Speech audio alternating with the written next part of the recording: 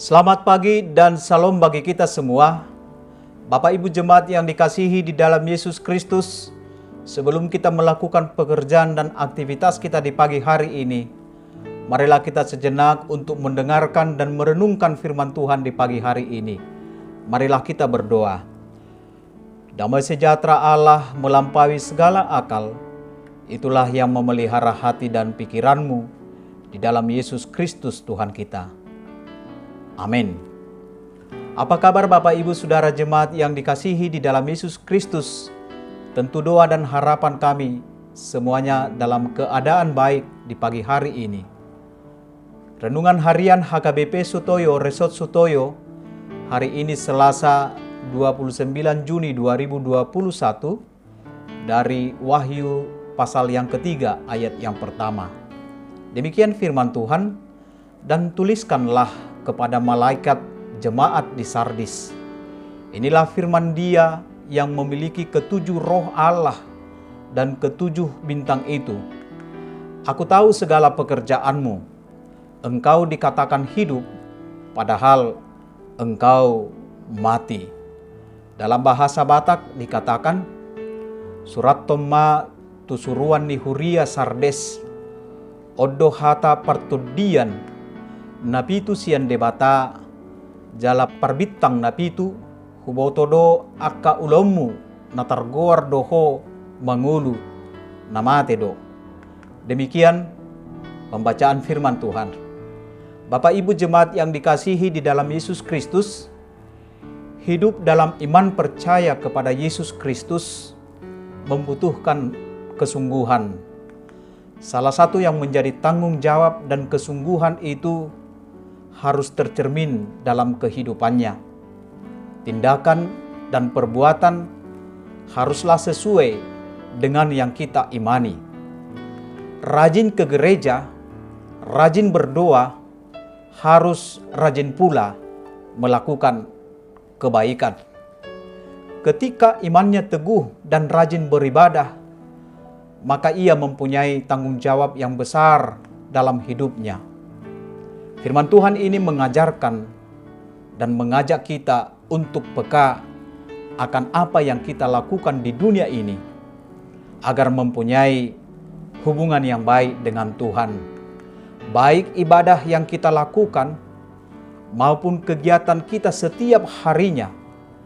Hubungan ini yang mau diingatkan agar tidak hanya sebatas kegiatan yang berlalu begitu saja, melainkan hubungan yang mengokohkan iman kita.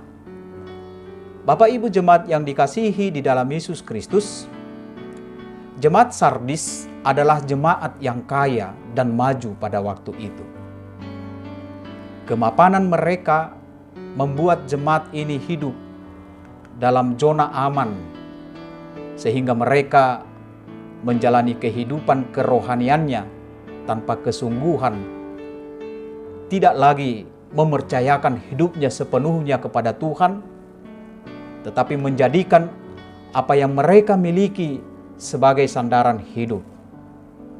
Mereka aktif dalam kegiatan rohani, namun dasar pelayanan bukanlah karena hati yang mengasihi Tuhan.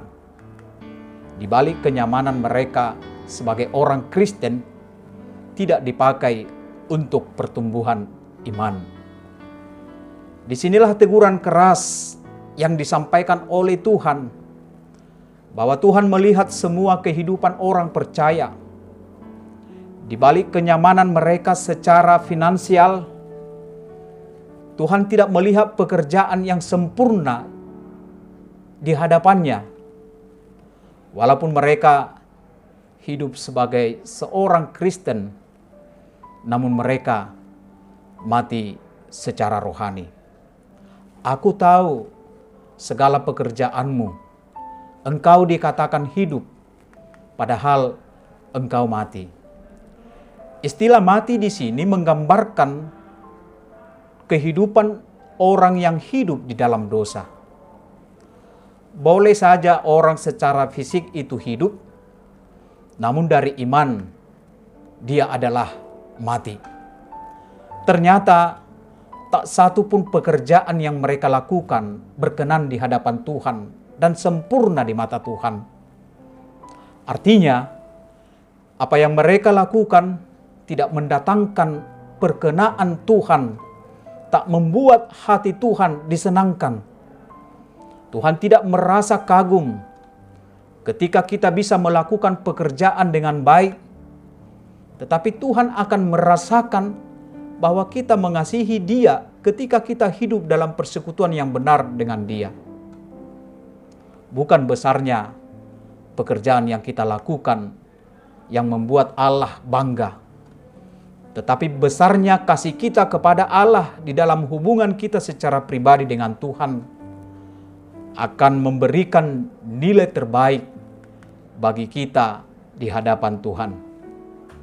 Sebab Tuhan mengetahui semua pekerjaan yang kita lakukan, dan Dia akan selalu memberikan penilaian bagi setiap pekerjaan yang kita lakukan itu. Amin. Kita berdoa. Ya Tuhan Allah, di dalam Yesus Kristus tidak ada yang tersembunyi di hadapan-Mu.